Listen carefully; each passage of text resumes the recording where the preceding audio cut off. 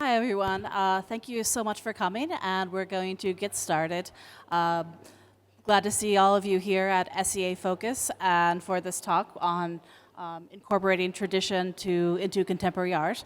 My name is Lisa Movius. I'm a journalist for the art newspaper based in Shanghai, and I'm here with two artists who should need no introduction to you guys, but with Dinh Q and Heri Dono from Vietnam and Indonesia. Sometimes with a few asterisks for you.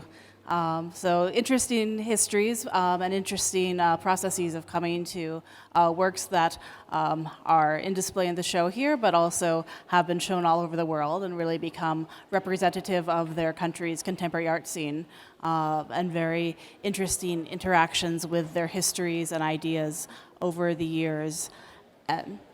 For this topic, both of these artists come to their practice using their country's traditions quite openly and enthusiastically as a sort of baseline and as an inspiration. And so they're going to talk about how they've been working to update those practices or preserve those practices in varying ways.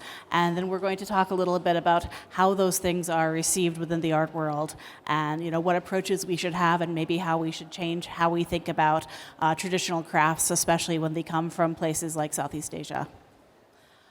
We're going to start out with just a little introduction of their works and how they incorporate craft and traditions into their a couple of works. So why don't you get started? Well, thank you, everybody. I actually had a nightmare that I missed this talk last night, so I'm very happy to be here on time. But I think many of you might know my work using photographs that are cut up into strips and woven together. You can see some of it here, as well as Art SG. And so I'm not going to talk a little about that, but I'm going to talk about how craft objects that in my case, that I grew up with and part of everyday life, and how it's kind of become the language that I chose to use in many of my pieces and many of my work, because it's a language that is so close to me that I grew up with, compared to when I was growing up. I didn't. There's no museum, there's no contemporary art museum or even modern art museum that I visit. So craft have always been the language, the aesthetic that I connect to and react to. And so that's how I think in many ways my work have always kind of connected to craft. So I'm going to introduce some of the objects that I think it's amazing. They're not connected to my work in some way, but they're connected through inspirations and through their aesthetic, to their stories that are just kind of, for me, it's kind of mind-boggling still, even though I see them almost every day, and they still amazing to me. So one of the first pieces I'm going to talk about is this Buddha statue from the Funan Kingdom, which is one of the lost kingdoms. This Funan Kingdom was in the Mekong Delta of Vietnam, and eventually it migrated to, well, it kind of collapsed, and it went into Cambodia, and then follow that is what's now as Cambodia and that. But this is one of the earliest representation of Buddha in Southeast Asia. And so for when the kingdom collapsed, they just throw all this wooden Buddha into the muddy river of the Mekong, and because there's no oxygen in the muddy water, it protects the wood. And these objects are from the 6th century. It's just unbelievable. And that it's with us today. and there's a whole kingdom that's kind of with this statue and its history, its narrative, that people are only slowly finding out about this history. And so this object hold an amazing amount of stories, of memory that I'm just like completely in love with them because they hold so much mystery at the same time. And slowly we're learning more and more about this kingdom as it's come through. So this is one of the work. Next.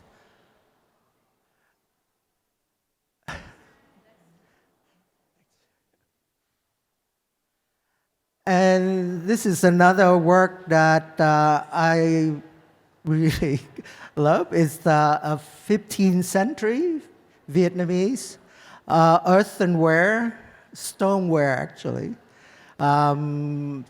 That's also a kind of completely, really fascinating story.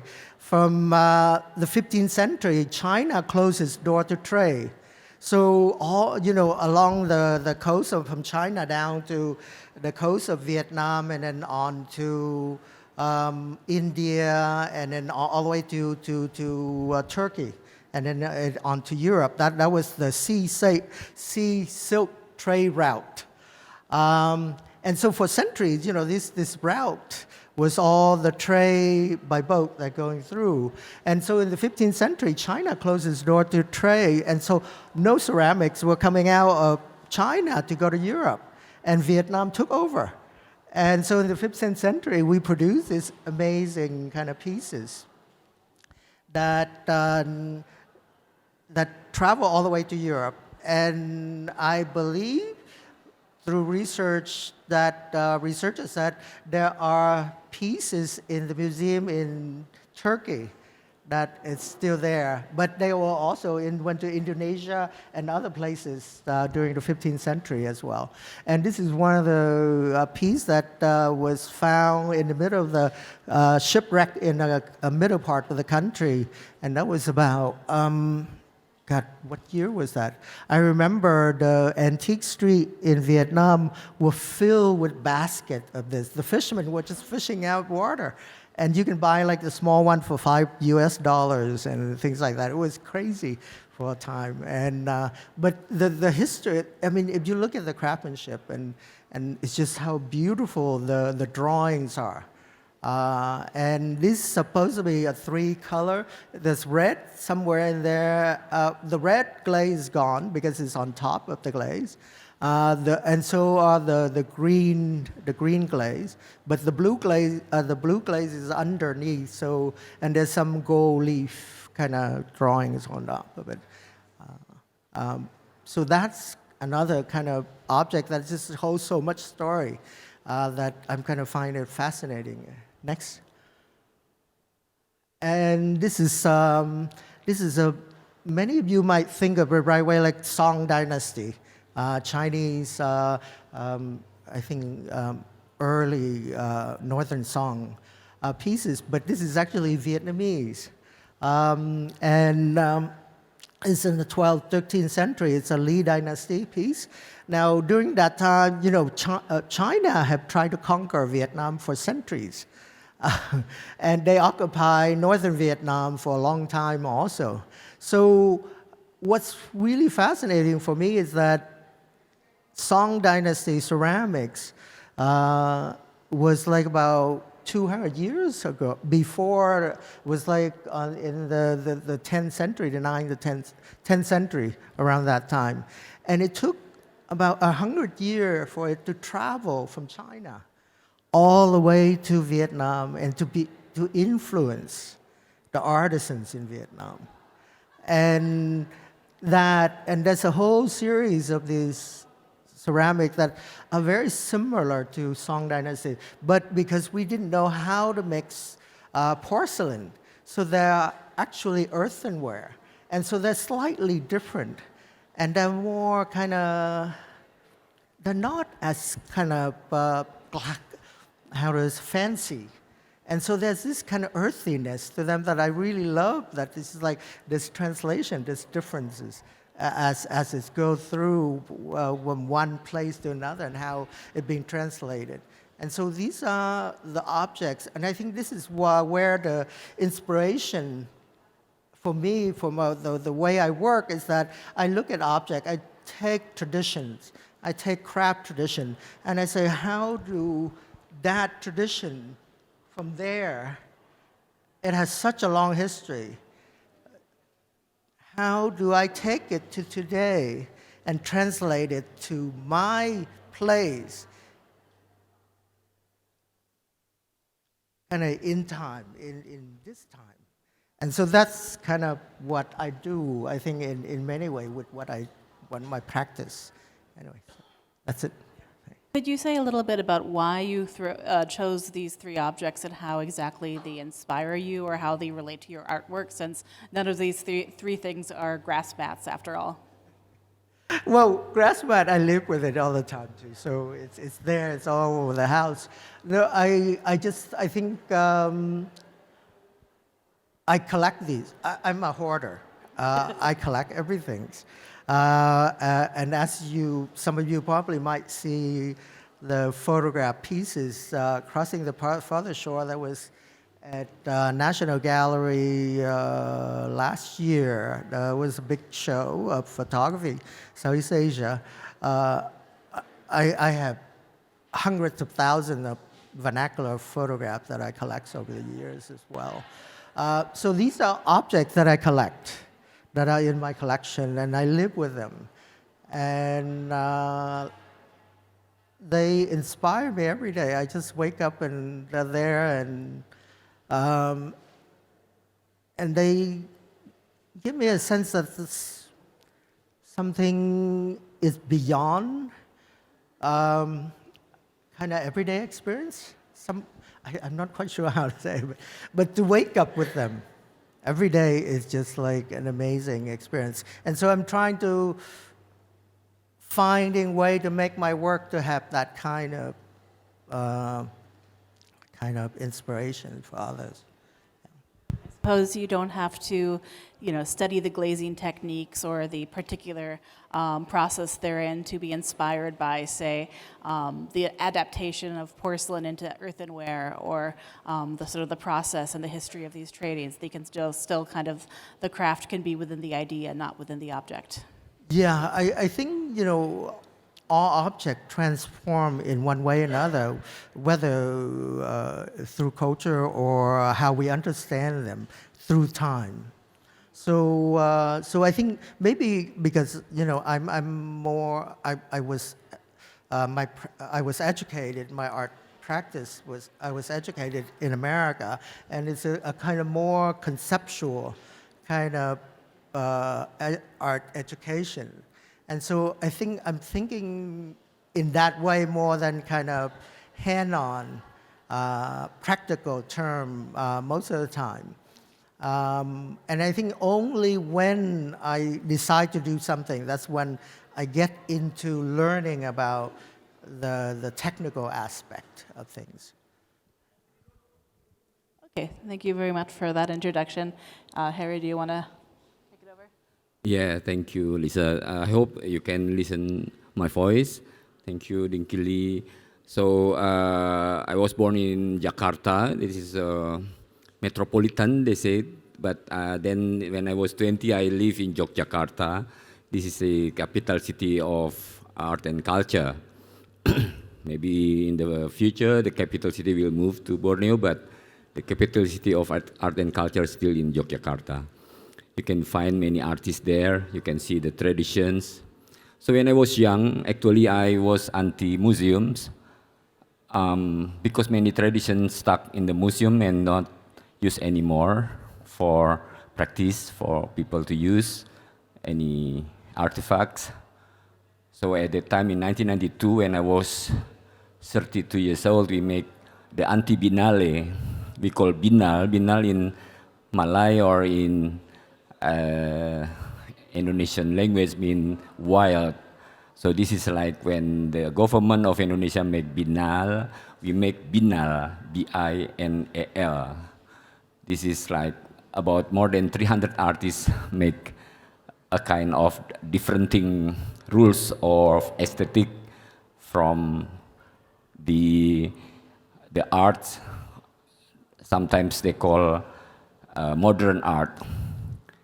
So when we are younger than now, we try to make contemporary art.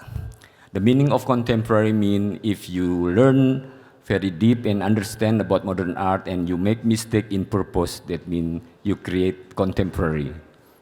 As long as you make more mistake and become more contemporary. This is in 1990s, we make the cross boundaries between different art disciplines. So I asked my friend, a musician, to exhibit visual art, and we asked some visual artists make theater, and many people at the time feel chaos because why this is not their discipline? They allowed to make theater, or like musician can make painting exhibition. Because like a long time ago when you use camera, they call you as photographer. But in contemporary, you can use photography as your artwork, not necessarily they call you as a photographer. You can use poetry in your visual arts. So in contemporary, actually, the boundaries actually the same like in the rules of traditional art.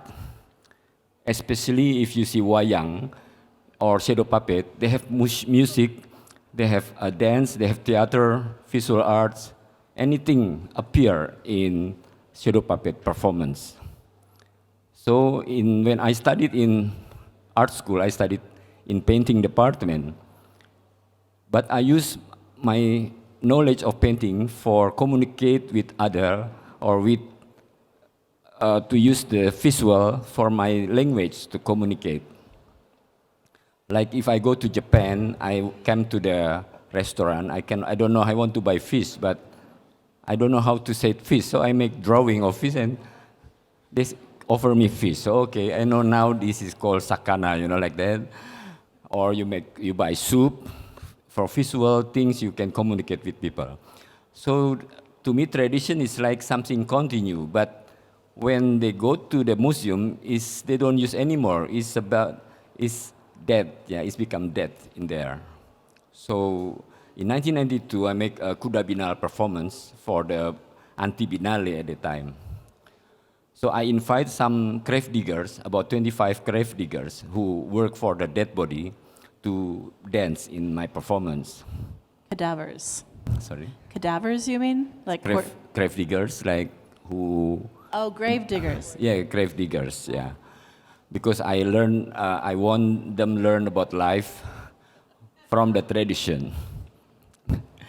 And they make mistake, in the step or dance. It's good to make new formula of dance, yeah, because we dance in the field, in the rice field.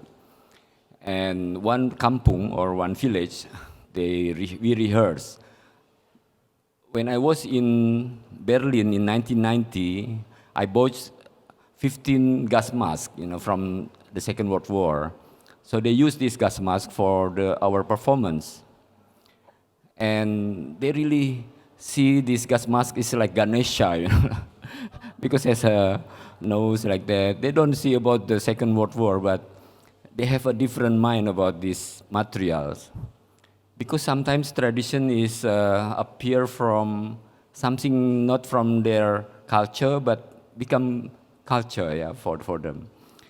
And like laksa maybe in Singapore, they have a curry from India, they have a noodle from China, and meat in here.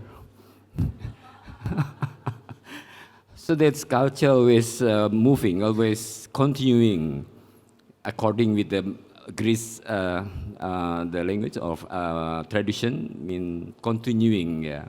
But we can put another meaning from when they continue. Or maybe I explain this work because my staff put this image to send here. Trojan ships. These Trojan ships, maybe Trojan ship is on the top, yeah. But the 3 dinosaurs is a different works. That's the underneath is about the three figures about that we still have the dinosaurs DNA.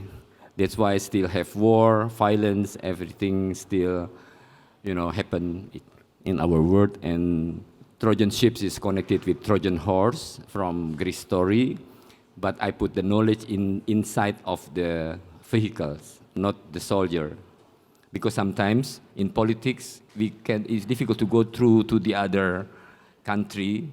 So very often I make workshop in some countries for my residency, and from the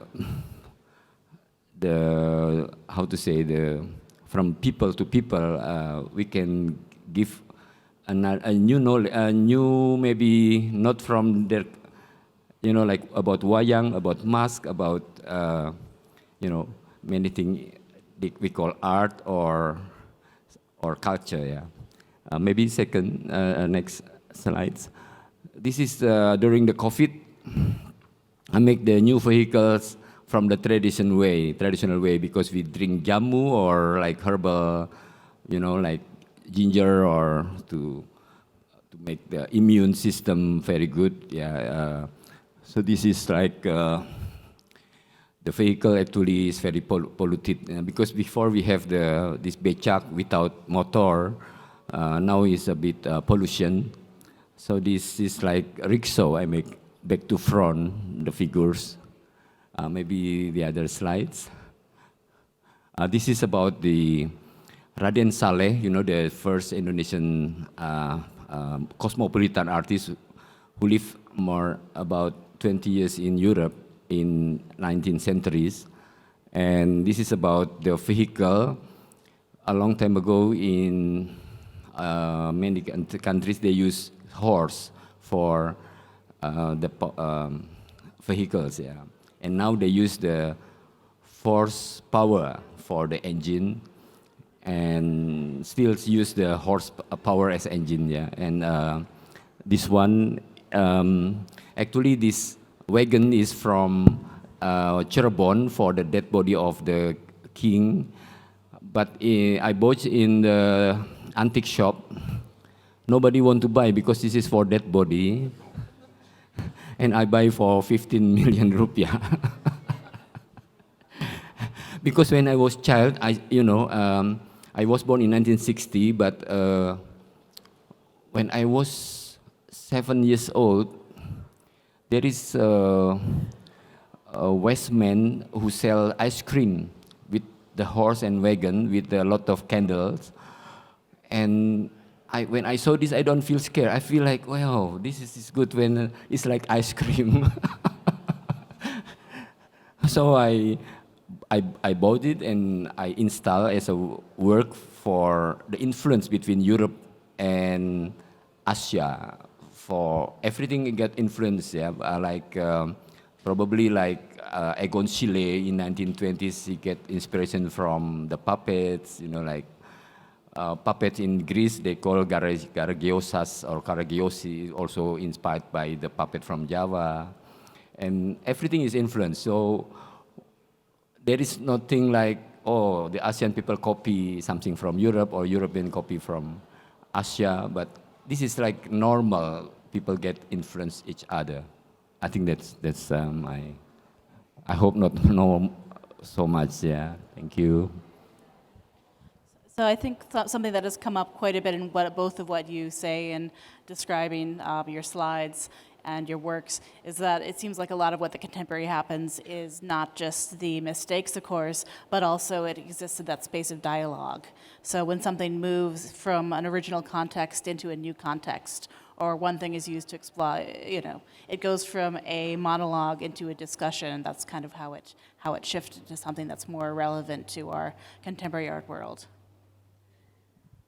Yes, actually, art is like dialectic, yeah, from what happened today, because the phenomenon and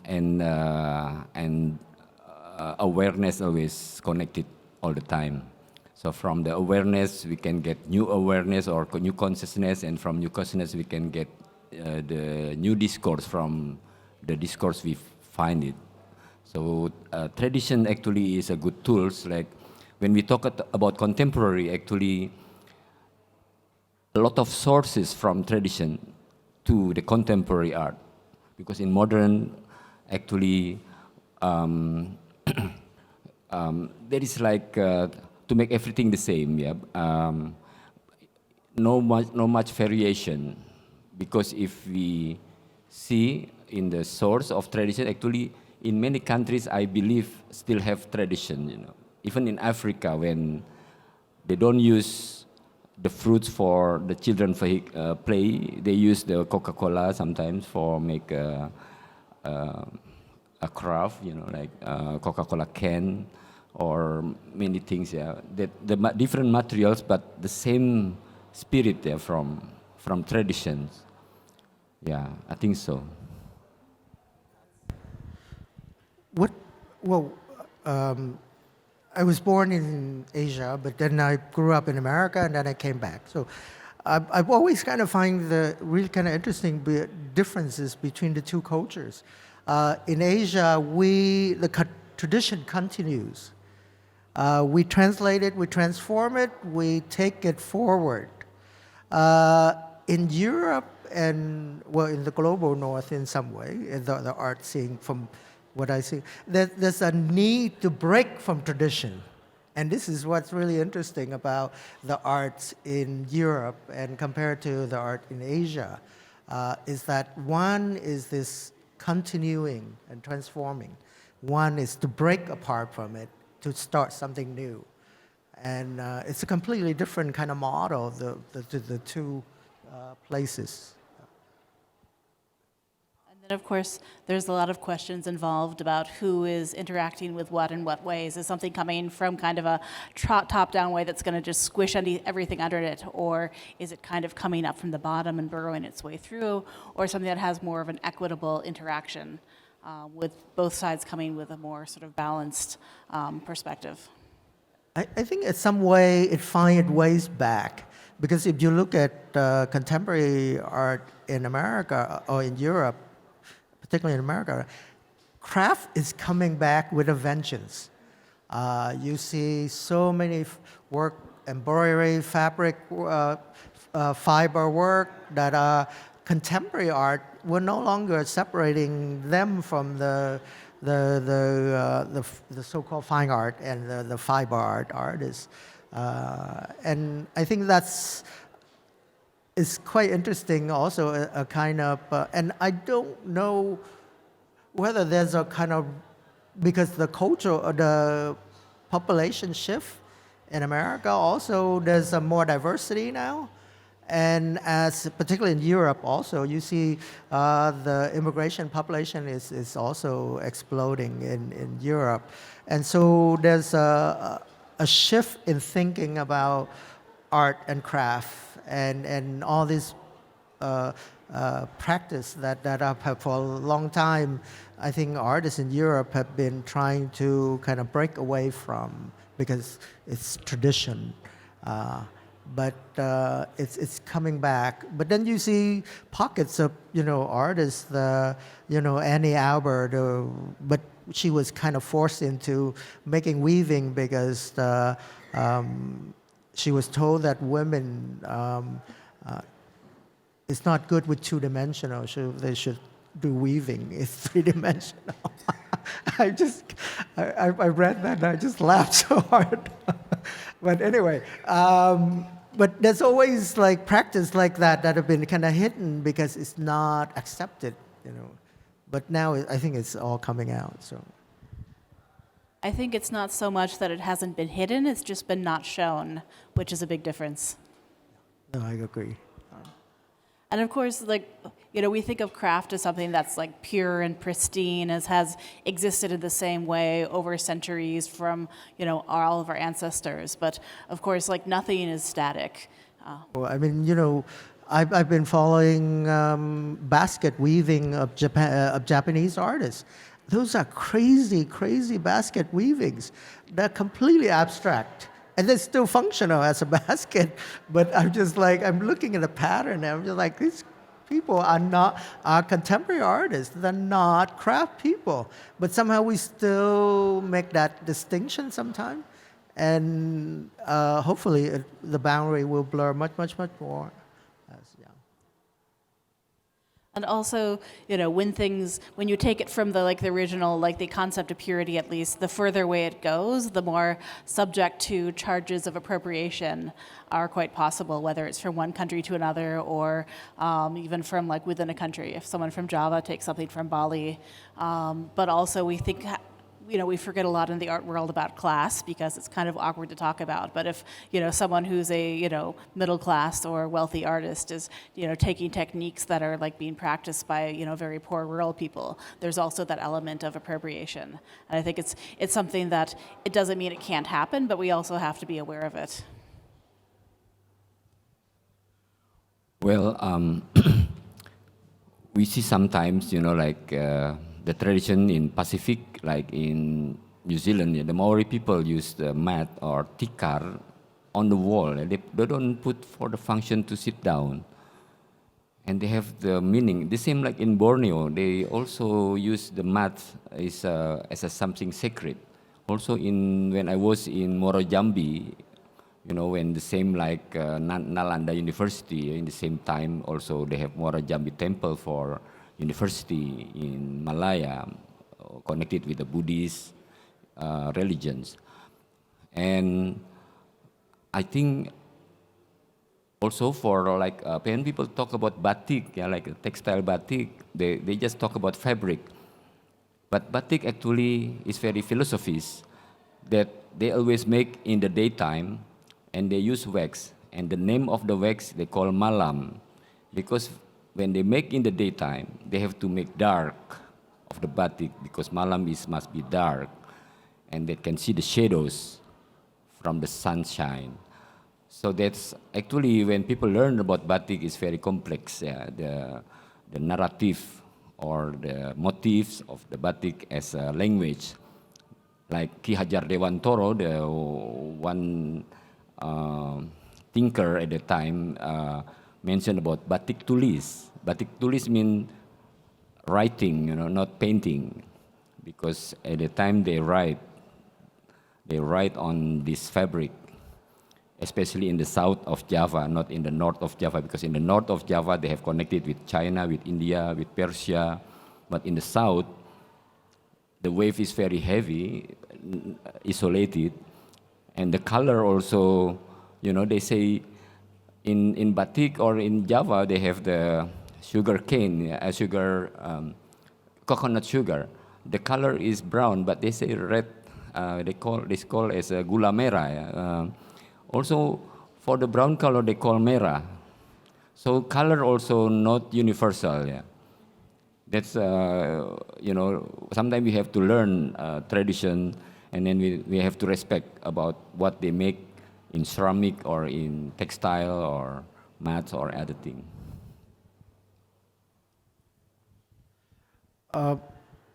We live in a globalized world pretty much now. But even before that, with the trade routes, whether it's the land trade route, silk trade route, or the sea trade route, there have always been kind of exchanges and influences.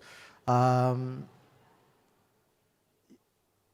Vietnam, well, of course, you see there's so much influence from China.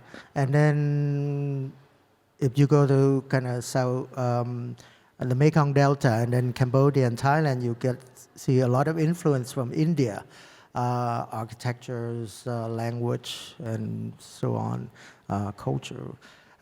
So there's always been exchange. And so I think in terms of appropriation and cultural appropriation from whether one artist from another, I think it's happened and it should happen.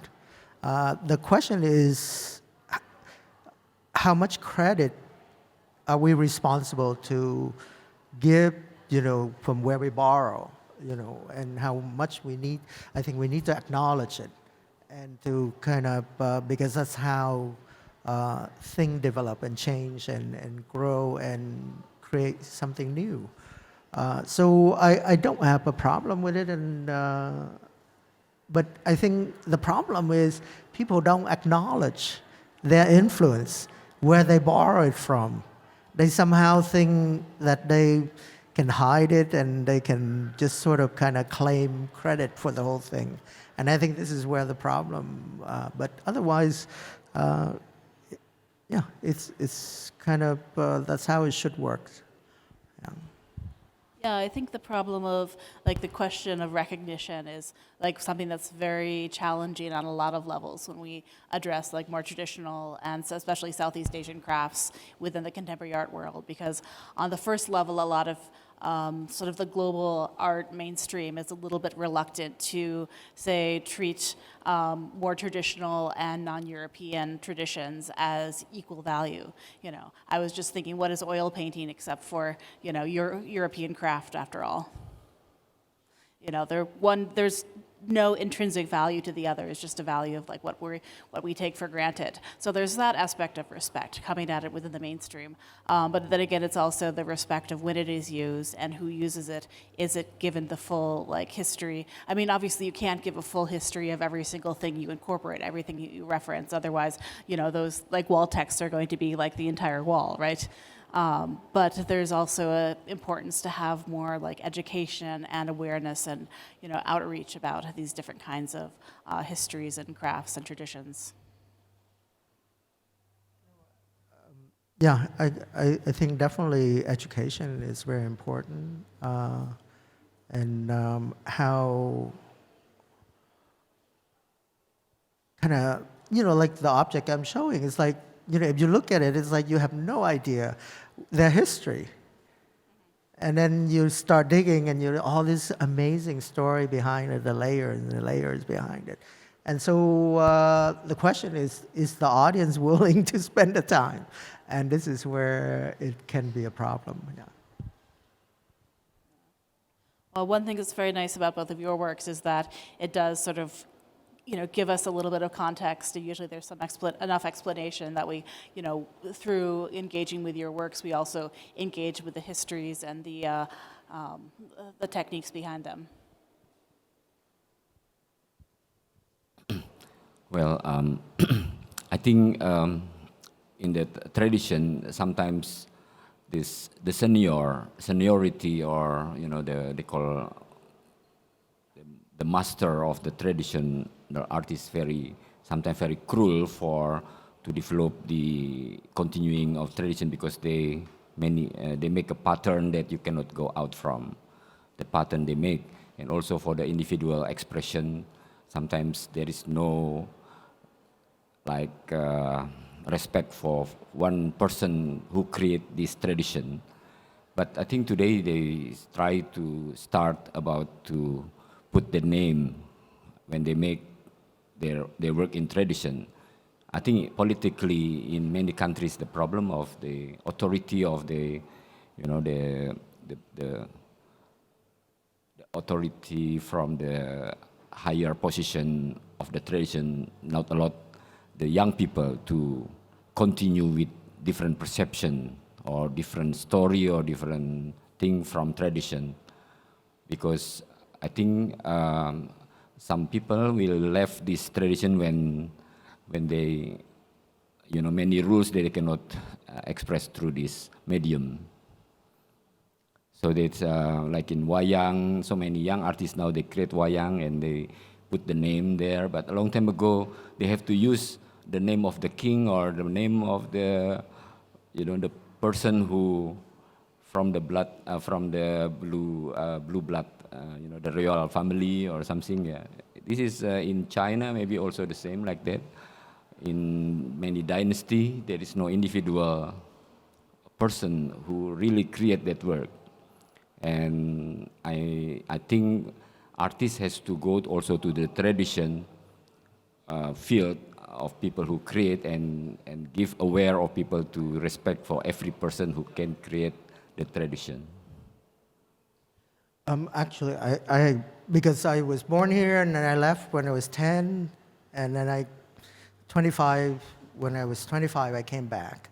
So my childhood but I'm kind of have a question. I'm always kind of curious because, you know, the modernist of Asia and Southeast Asia, the painters, primarily the sculptor, they were primarily trained by, in Vietnam case, by the French.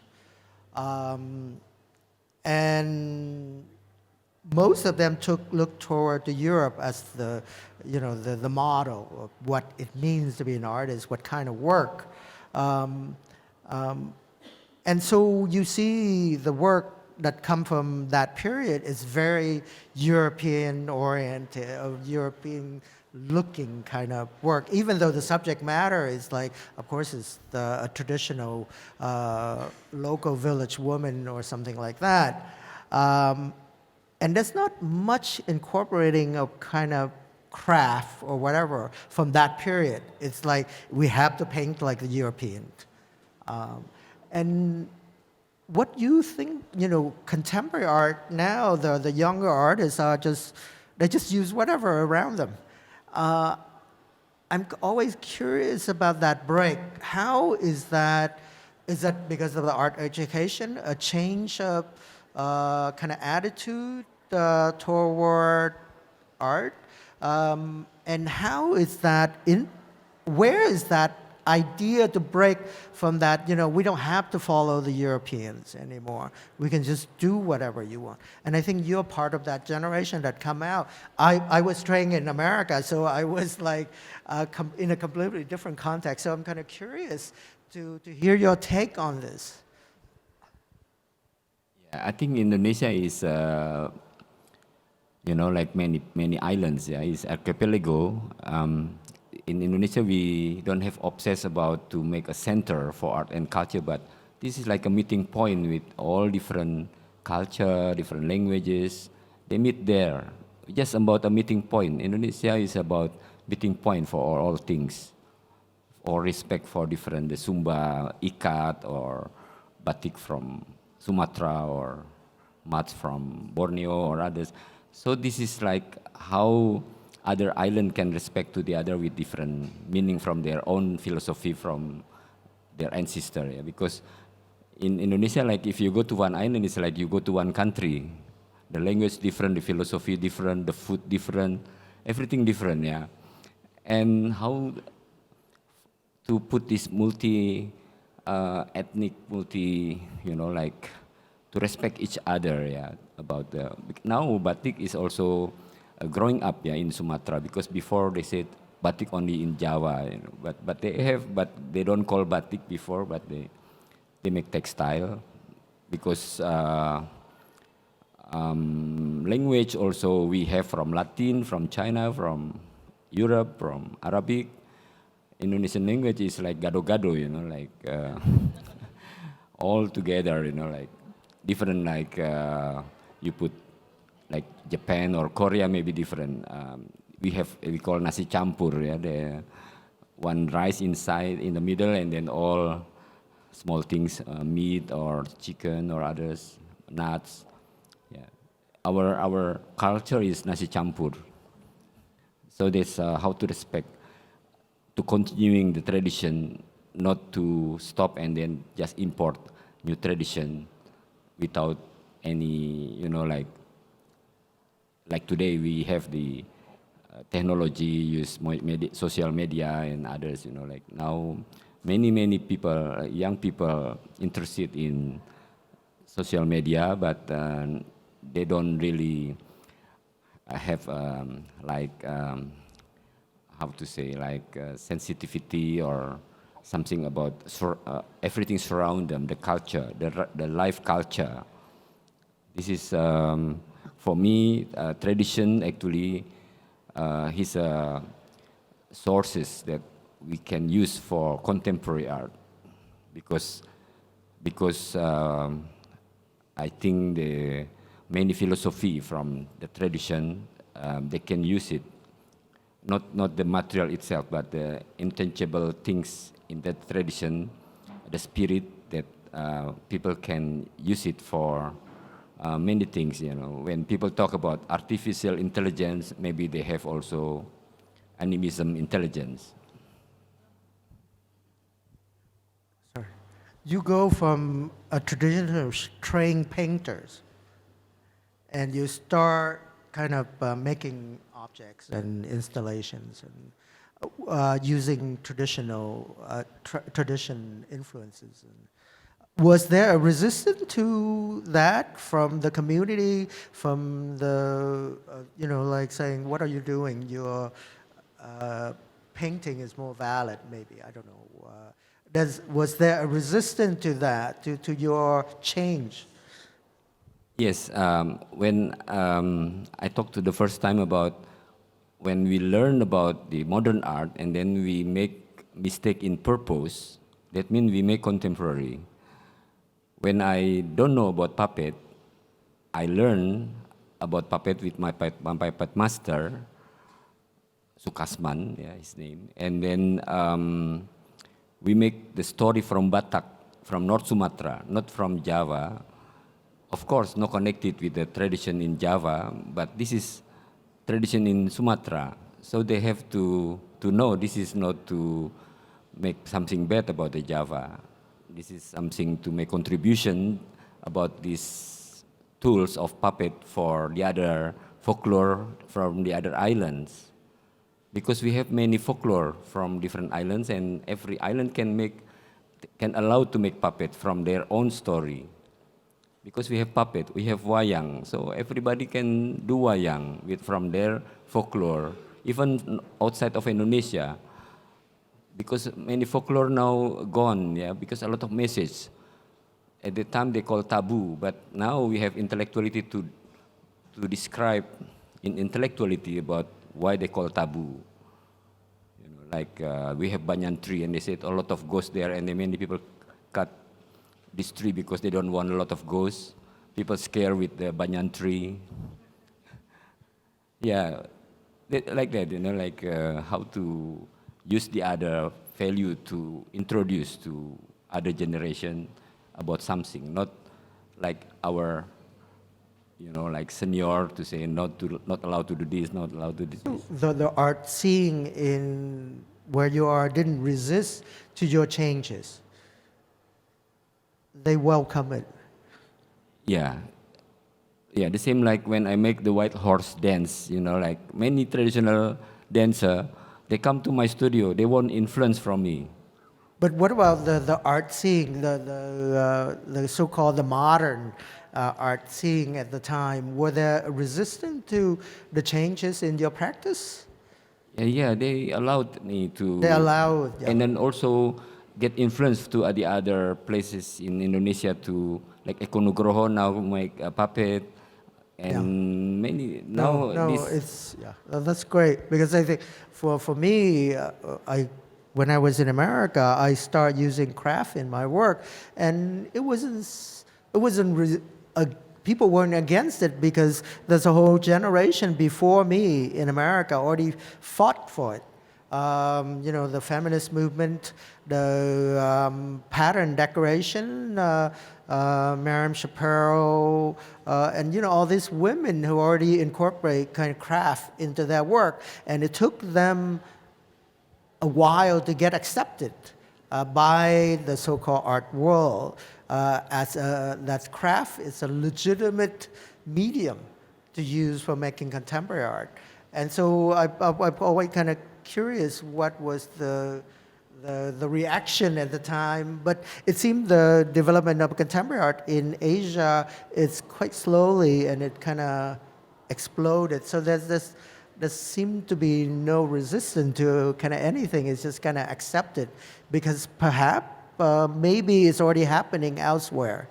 So it's kind of slowly coming here, so there's no question anymore. Yeah. I mean, I think it varies place to place.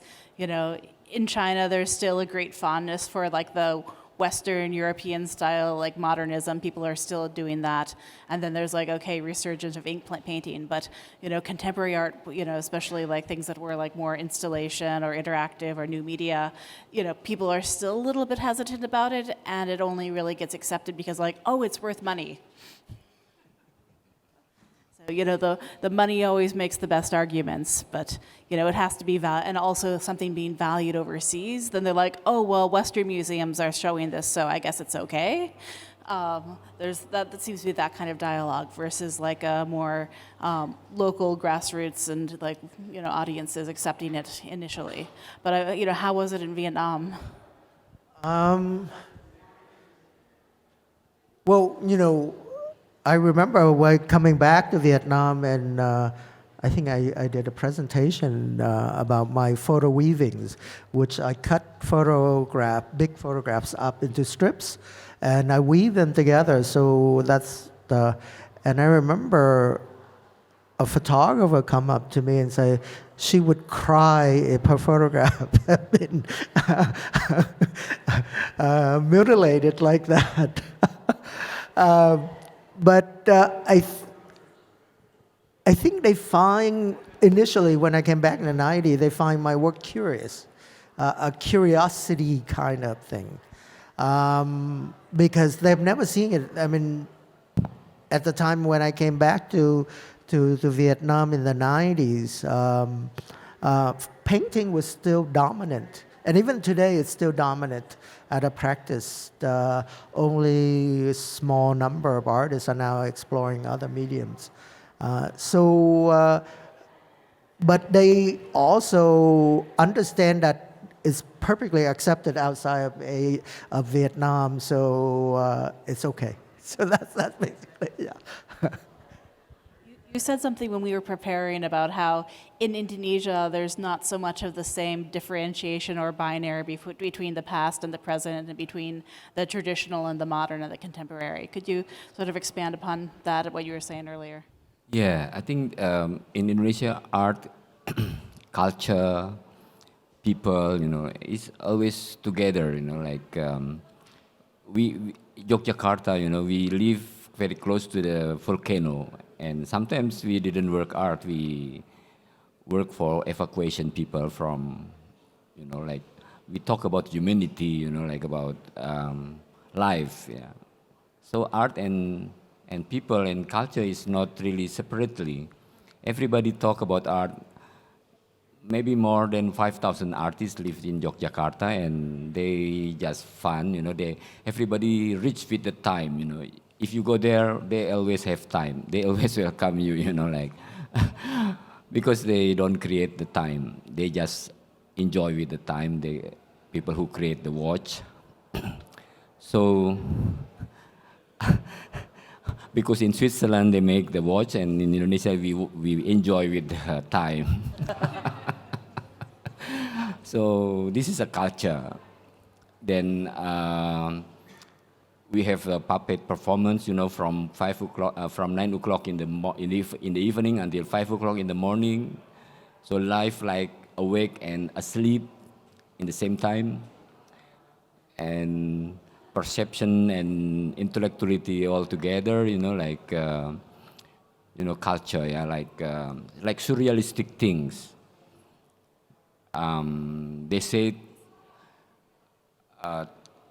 disaster and luck actually equal. They say like that, in our culture. Depend on which perspective we saw that kind of matter. So that's yeah, I think so. I think we could all be a little bit more Indonesian that way. I think we could all stand to be a bit more Indonesian that way. Yeah. You also mentioned when we were talking about the idea of the mandala and how there's no differentiation between the subject and the object, and also it's that concept of things being more sort of fluid and less broken up by its boundaries. Yes, we have the big Buddhist temple in Magelang, Borobudur. The name is Borobudur. Actually, this is about mandala, 3D mandala, because they have also the step from Kamadhatu, Kamadhatu, Rupadhatu, and Arupadhatu. That in mandala actually there is no concept of distance between subject and object, because this concept create colonialism. In mandala, actually, according with the Lao Tzu of Tao Te Ching or Taoism, actually, all elements in our macrocosmos exist in our body as microcosmos, water, everything, fire, and